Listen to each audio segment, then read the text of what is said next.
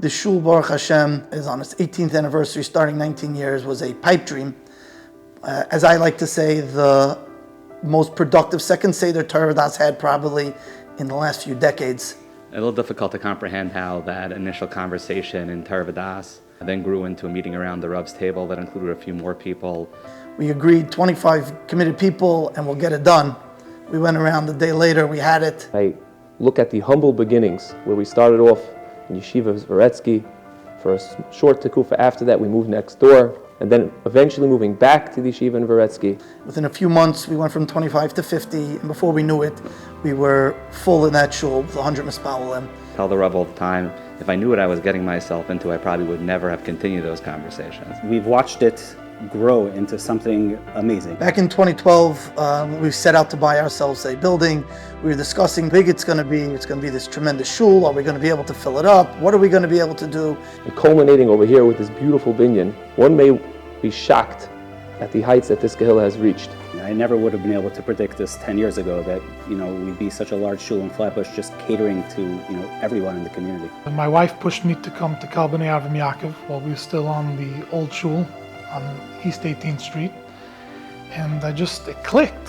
The amount of davening, the amount of learning, the amount of shiurim, the children, the simchas that come through this building on a daily basis is not only a testament to the Rabbi and the Rebbetzin, what they've been able to accomplish and really transform, this little area. K'nai Nahara to what we are today is a testament to the Rav and everything he has, all the koiches and everything he has put into this building. To get to where we are in 18 years is tremendous, yashkach to the Rav and the Rebbetzin, who work tirelessly to make sure everybody here is comfortable and everybody here is successful. Not every shul where you can walk in and find, first and foremost, a Rav that you can immediately connect with. The Rav and the Rebbetzin are very, very dedicated. They make this more than just a makam tefillah. It's like an extended family. The Rav's warmth is very appealing to a lot of people, and they're drawn to his personality. So if you have a warme oilem with a warme roof,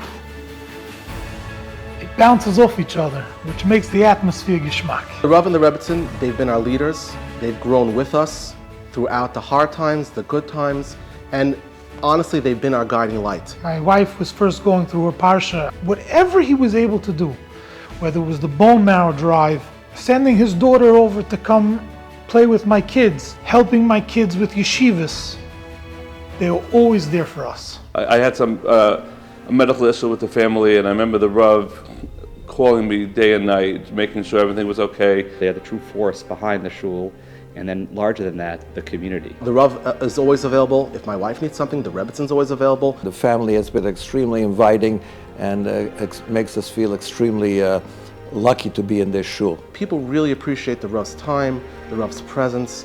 The Olam loves the Rav's speech. There's a lot of back and forth between the Rav and everyone else in shul.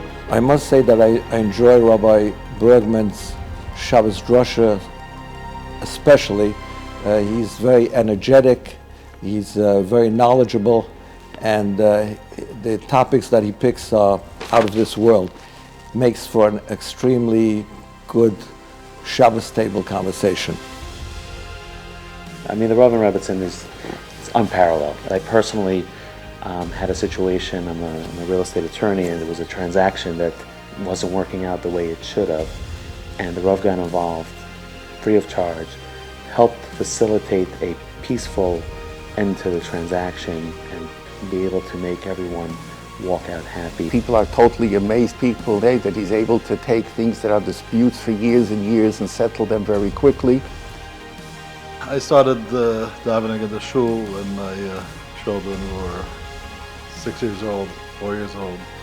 The Rav was there for the children in a way that not often seen. Everything around the shul surrounded around the children, and that was an amazing thing to me. The Rav is as welcoming as can be. My daughter sees him in the street and they wave to each other across the street. Children's Rebbe used to give him a riddle. Of course, they would ask the Rav. There was a tremendous kesher, a tremendous relationship that made it very, very special. That relationship continued as the boys got a little older. The Rav would have once a month Shabbos shir. Would have the Arba Minim get together. The Rav would explain, help the boys pick a little of an esrog. I'd like to thank the Rav and the Rebbetzin for what they do for the shul, for for all the care that the Rabbi gives, from the shir that he did for us back in the day on Shabbos afternoon, and all the special time he gives to us. Mazel tov to the shul on their 18th year anniversary. 18 years of continued success and growth in the community. The Kehillah would like to wish a thank you to the Rav and Rebbetzin for all the hard work that they put into the shul into making it a makom tefillah and a makom kadosh. We're just sharing many more simchas together. 18 years, 18 amazing years of the shul. Thank you especially to the Rabbi and Rebbetzin for always having time, always taking our calls no matter which country we're in. I've been going to the shul my entire life and I really appreciate it. I want to give a thank you to the Rav and to the Rebbetzin for all their hard work that they put into the shul, and every year just being there, part of the shul. I really appreciate it. Thank you, and Mazel. Mazel tov to the shul on this 18th anniversary, tremendous milestone. And a tremendous thank you to the Rav and the Rebbetzin for all that they do for the shul and all the time they give to us, and hope the shul continues to grow.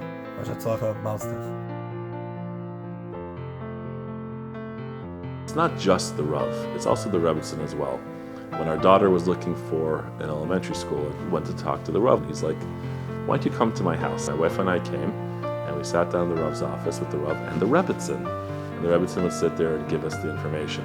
My daughters, when they daven upstairs, they sit right behind the Rebbetzin, and they tell me every week when they're here, like how they got to see the Rebbetzin daven, and how the Rebbetzin came over to them to greet them, to thank them for coming to shul. We know that the Rebbetzin, my daughter-in-law, who runs an impeccable home, runs a beautiful home, is a great mother, has taken a very active role, very much involved in the shul, making sure that things are done right. The Rebbetzin is very supportive of what Rabbi Bergman does. She's always been by his side. The Rebbetzin doesn't shy away from being hands-on involved in making sure that every detail is looked after. My wife is one of those women that do come to shul each Shabbos, and she's joined by the Rebbetzin and sometimes her children, and she always marvels about the Rebbetzin being there and being involved upstairs on a weekly basis. I don't think that people truly appreciate the dedication that they have, not just to the shul, but to the community at large. This shul is an extension of their home.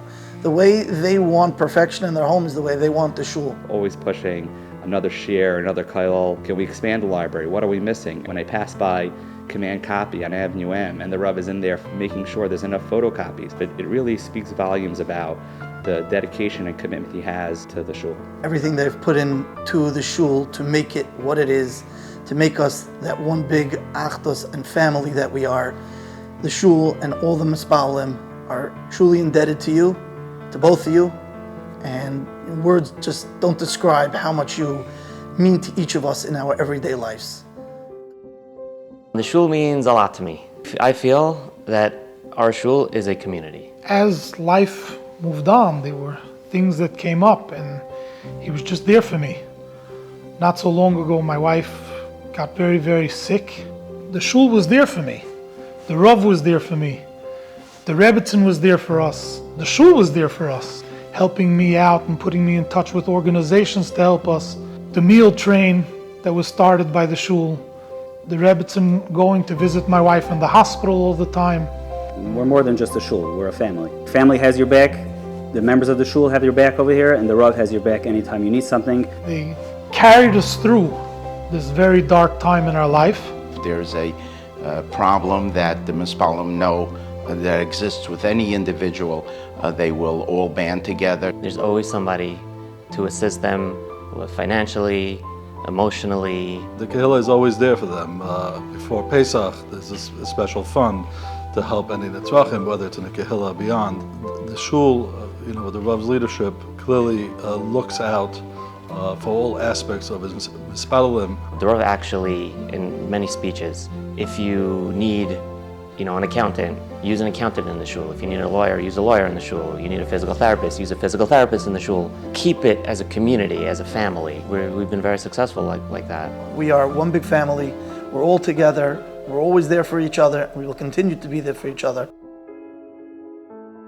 Yom Noram here is the best. Old Nagunim, new Nagunim.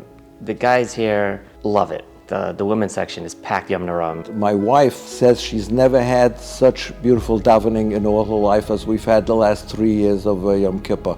I have 200 people behind me, and they're all singing, and you felt the walls shaking just with everybody's tefillos. It was unbelievable. From other women from other shuls who don't normally daven here, they want to flock here and daven here. We have Rosh Hashanah Yom Kippur over 150 nefashos between upstairs and downstairs. It's just getting bigger and bigger and bigger. People really enjoy the minyanim. I stand up there at the Amid and I get to look forward and see the Rav davening and just see how much he enjoys it. It's not, this is not a job to him. This is his life. Very early on, the Rav made a big emphasis. Anything that could be there to elevate the davening, the Rav would go out of his way to do. The Rav is never shying away from adding Torah to adding tefillah and making sure that we are a true community, mokaim, for everyone to enjoy. Every time Tzila and I walk into the shul, we are amazed, we are thrilled by the Torah and the achdus that's coming out of the shul, which is second to none. The biggest plag mincha ma'ariv in Flatbush is right here, Daf Yomi at night. It's rocking. The entire day, there are things that take place in the shul. Literally from 5:15 in the morning, all the way through 11, 12, sometimes even beyond at night. Joining the shul has revolutionized my life. I've been able to do the daf much more easily than I used to. Whenever the Khal is looking for a shiur, looking for some new Torah, the Rabbi is always there. And the Rebbetzin as well, the Rebbetzin and other women go through a shiur. One gets the sense that everyone's involved and everyone has something to say, Baruch Hashem. The goal for people to grow felt throughout the shul, from the front all the way to the back corner. When we started the learning program back, I guess about 15 years ago, the demographic of the shul was pretty young. The kids were pretty young. So we decided that we would not limit it to Avis Abanim, it would be Avis Abanis as well. And so we had, boys and girls of all ages coming. The Avis Abanim was really a moment where it created achdus in the shul. Everybody came, everybody felt part of it. The kids really felt part of it. People can't comprehend what goes on to, in the back end of a shul, in the kishkas, and to just make the place run. So it starts with the Rav, but obviously people like the president, Davi Sussman, the guy by Yeshua Teller, are people who put hours and hours. You have somebody like a Yaakov Golding who comes and takes care of the kitchen staff, and he's an assistant Rabbi, and he does so many things that people know and don't know. You have people like Heshi Herbst who sit there with the physical stuff of the building. You have David King, who's part of the management to make sure this mesh is clean every single day for us to come in. Gaborim really work very hard. They do a colossal job. The bookkeeping entails basically Yeshua Teller, keeping track of everything, paying everybody. It's hard to fully capture the value that Yeshua and his wife Rachel have brought to the shul. Over the last 18 years, if I played word association with them, I would call them the Energizer Buddies. There's no job too big, no job too small, and everything in between. Even with the shul growing and becoming as large as it is now, we've still managed to keep that small, tight-knit feel. This shul means the world to me. What better shul can we get somewhere else? You come to learn, you come to daven, and everyone gets to joke each other for a minute or so. A makam Torah, a makam tefillah, and just a makam of growth and ruchnius. I came into the shul and welcomed in from day one as if I was part of this chavra from the beginning. This shul grew from 18 years ago as a pipe dream in Beis Medrash and Yeshiva Torah Das. We grow exponentially more than we ever thought we would. Everyone's happy and friendly. They're excited to be here. Camaraderie is incredible. Seeing people from different experiences, different walks in life, helping each other. The Rabbi tried to have a sefer for every type of walk, Hasidish, Litvish. He wants the shul to be a place where anybody can come at any time and feel like the shul was made for them. We bond together. The achdus that's present in this shul is unparalleled. It's just something special that we really have, and we're very lucky to have. The last 18 years of davening here have given me a sense of belonging, not just for me, but for my wife and my children. Torah, Avaida, Gemilas Chasadim, all encapsulated in one shul. They don't make shuls like this, no matter what anybody says. The shul is my community, it's my extended family, it's my friends, it's my brothers. The shul is my family. Without them, I wouldn't know where I would be. Just as we had these last 18 years of growing tremendously together into the next stages of our life. May HaKadosh Baruch Hu give us the schos and the bracha under the leadership of Moreinu Harav and the Rebbetzin to continue going for another 18 and mitzvah many more years to come. We're lucky to have it. We should never take it for granted. And Mitzvah Hashem, we should continue, and Zoyfet, we continue on in the same path. They've been doing this for 18 years. We give them a bracha that they should see nachas from all their children and have no heartbreak at all in their lifetime. And we should be Zoyfet to Mashiach Tzedkeinu B'Vheira all together.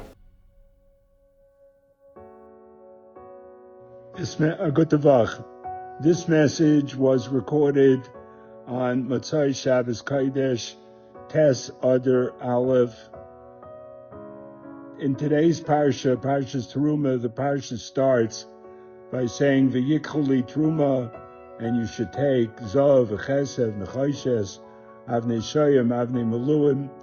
And it isn't until Pasuk Ches that the parsha states that the reason is because I want to build a Beis Hamikdash on which I will dwell.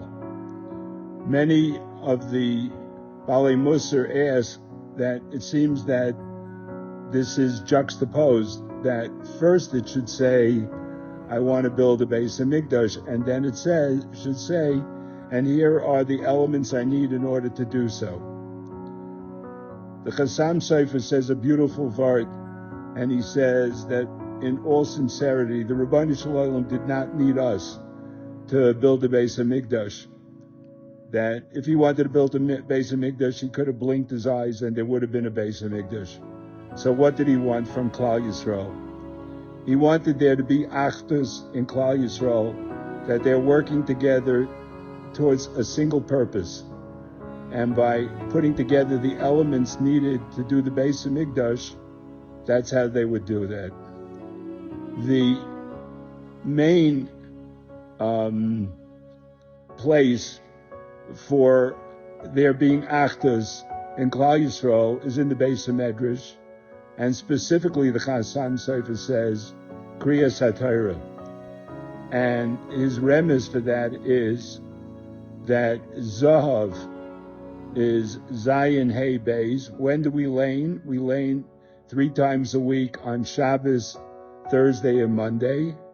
Chesef, Chaf for Yom Kippur, Samach for Sukkot, Pei for Pesach and Purim, Nechoshes, Nun for Neiros for Chanukah, Ches for Chodesh, and Rosh Hashanah, Shin for Shavuos, Shmini Atzeres, and Simchas Torah, and Saf, Tav for Tainus Sibur.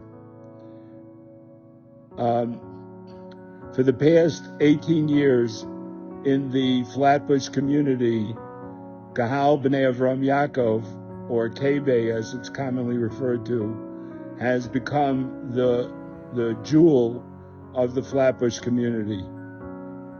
With the wonderful Mispalim and the tremendous leadership, and especially the Marda Asra, Rav Moshe Bergman, who I've had the privilege of knowing him and watching him grow from a young man when he led the chocolate cheer during Shalashudas in Kalsas Reagan to now being the Marda Asra of the finest shul in the Brooklyn community.